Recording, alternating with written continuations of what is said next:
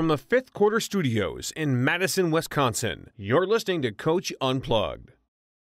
Here are your hosts, Steve Collins and Drew Slemka. Today's episode 7 of Coach Unplugged, is brought to you by the great people over at CoachMarket.net, the marketplace for any basketball coach or player. Go check them out. Coach Unplugged, episode 7. The next episode. No copyright infringement. If you have any ideas for topics, see, I did the pointing. Yeah. Did we get the email up yet? CoachUnplugged@gmail.com. No, but we'll get that. Yeah. You want me to get that? Yeah, I do. So then, because if upset people want to contact us, they can. Yeah. Or they really want to give some props. That's a good one. What do you do to break man zone presses? Man? Have Sharif on your team. Yeah, exactly.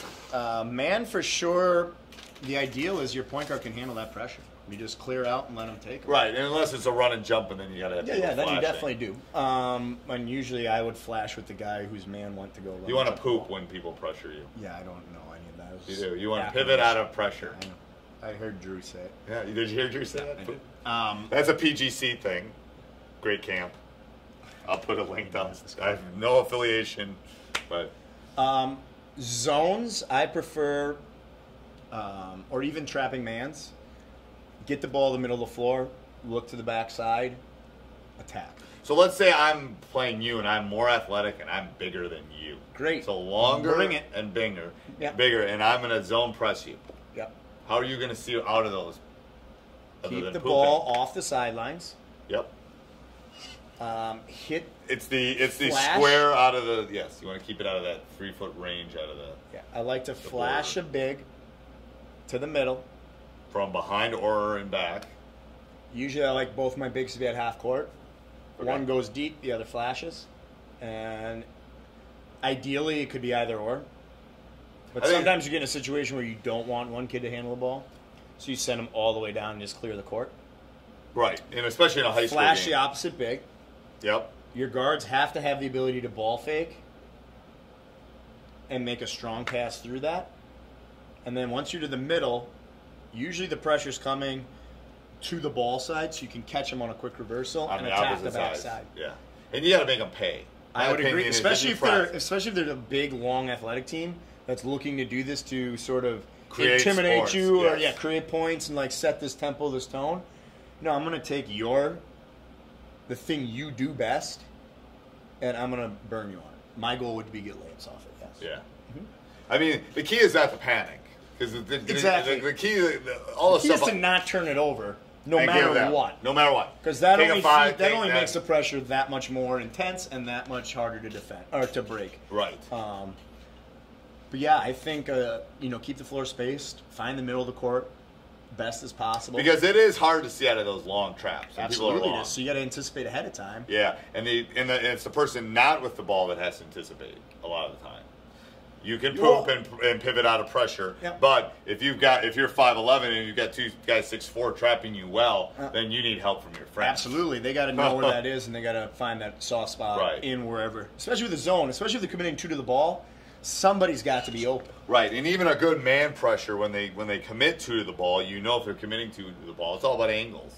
Yep. It's making sure you have 3 passing lanes at all times when you're getting pressured. Mm-hmm. Someone's in those 3 passing lanes. And if they are, then you're in good shape. If they're not, that's when you're going to turn it over and they're going to get easy buckets. And that's where you lose basketball games. Mm-hmm. Yeah, but for the most part, I think I welcome pressure. I used to like it as a player, too. It's like, come on. That means, first of all, it goes back to the shot clock. The pace of the game is going to be nice and fast if that's happening. Because you're trying to dictate the tempo. So I used to love it. It's like, all right, let's go. You're going to trap? Let's go. Yep. And if